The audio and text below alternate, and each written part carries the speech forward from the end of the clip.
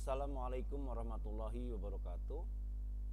Salam jumpa dengan MK Production, Inovasi and Creativity for Education, merupakan foundation yang rajin sekali mengembangkan produk-produk inovasi pendidikan dan pembelajaran.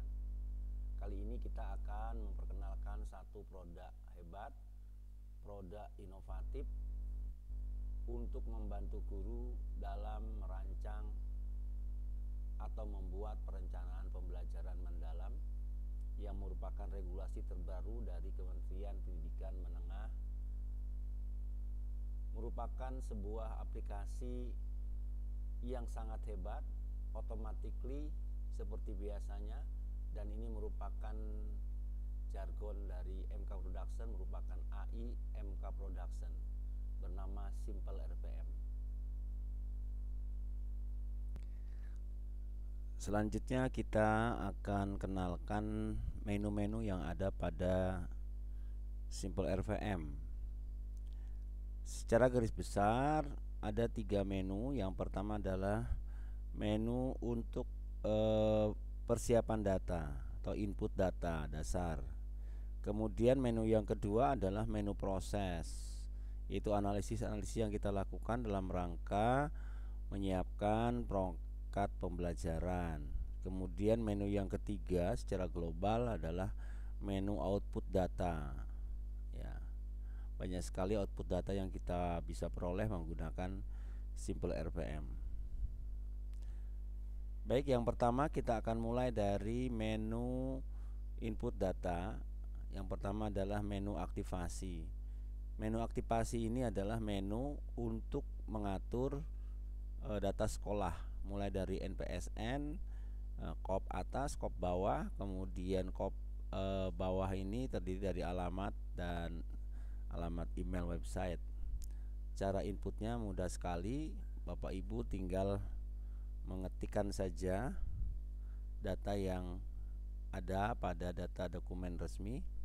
Contohnya misalkan nomor NPSN, ya langsung diketik, misalnya 108935678. Oke, kemudian kita kembali ke menu utama, tinggal klik home.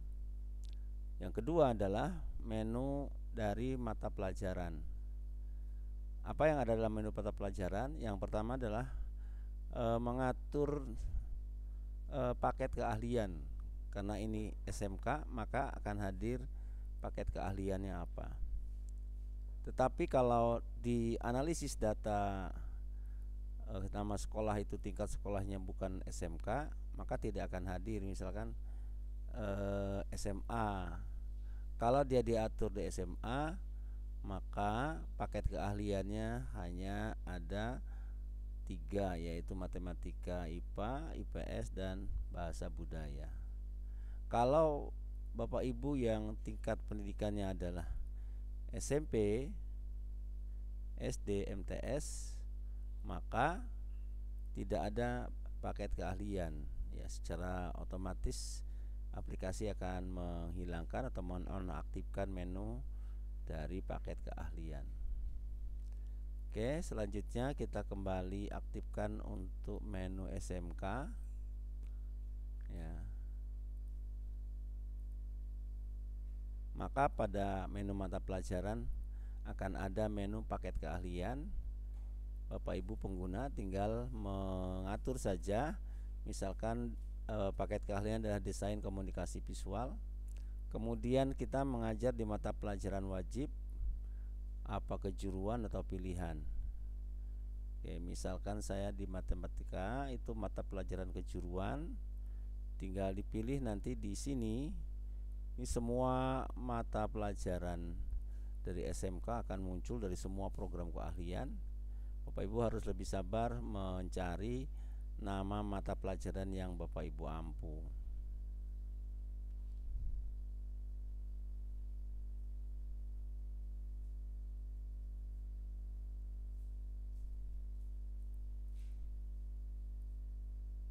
Matematika di atas.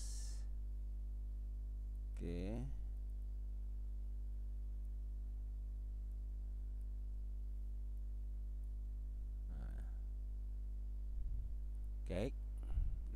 matematika.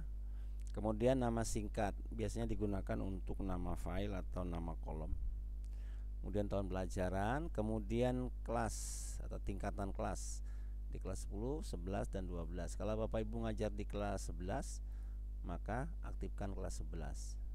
Kalau ngajar di kelas 10, maka aktifkan kelas 10. Kemudian fasenya kalau kelas 10 berarti fase E. Jumlah jam tatap muka per minggu, karena ini kelas 10 maka 4.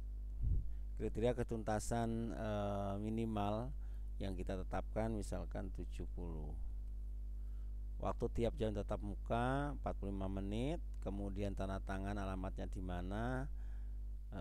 Kemudian yang paling penting adalah lokasi penyimpanan. Bapak Ibu harus mengetikkan kalau nanti ingin menyimpan PDF file, maka harus ada lokasi penyimpanan file PDF yang Bapak Ibu harus ketik di sini. Ini harus seirama dengan lokasi yang kita buat atau folder yang kita buat pada partisi C. Ya, nanti kalau namanya seperti itu, maka di partisi C Bapak Ibu harus membuat satu folder tempat untuk menyimpan data. Nah, ini belum ada. Nah, kita buat ya, kita buat new, kemudian folder. Kita buat di sini foldernya RPP saya misalnya ya. Nah, ini alamat ini harus seirama. Kita lihat klik propertiesnya, alamat ini adalah C RPP saya ya, C RPP saya. Jadi alamat ini partisinya adalah C RPP saya atau FAT-nya. Kita kembali ke aplikasi. Nah, ini kemudian ketikkan nama Bapak Ibu, ketikkan nama wakal kurikulum, ini dibutuhkan untuk pengesahan perangkat pembelajaran. Kemudian ketikkan nama kepala sekolah. Nah, selalu ada yang bertanya bagaimana mengatur data kelas. Sekarang saya sudah rubah. Yang pertama Bapak Ibu harus atur adalah tingkatan kelas tadi ya. Tingkatan kelas 10. Kemudian ini sementara dibuang dulu ya. Dibuang. Kemudian Bapak Ibu ketikkan di sini kelasnya. Ya, kelas 10 semua misalnya ya. Kelas 10 semua kita ketikkan misalnya 10 DKP. Ada juga di tempat saya itu 10 TKJA misalnya, 10 TKJB. Ini semuanya kelas 10 kita ketikkan boleh ya. TKJC, kemudian ada 10 TKRA dan 10 TKRB. Nah, ini ini adalah kelas yang ada pada sekolahan kita, kelas 10 semua keseluruhan. Nah, kenapa ini ada 33 ini kosong? Berarti ini ada data siswanya. Yang 10 TKJA belum ada data siswanya.